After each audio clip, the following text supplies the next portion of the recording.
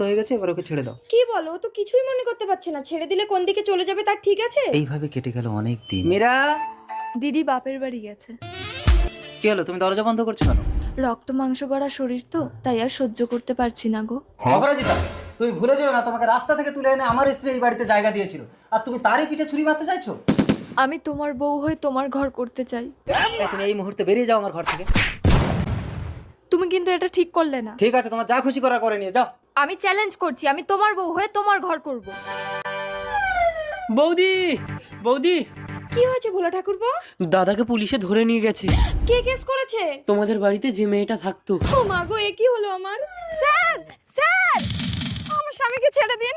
আমাকে বলে কোনো লাভ হবে না, যে কেস করেছে তাকে বলো। অপরিচিতা, তুই কেন করলি এটা? তুই যা চাইবি আমি তোকে তাই দেবো। তুই আমার স্বামীকে জেল থেকে বের কর। ঠিক আছে, কথা দাও, তোমার স্বামীকে জেল থেকে বের করে দিলে তুমি আমার হাতে তুলে দেবে।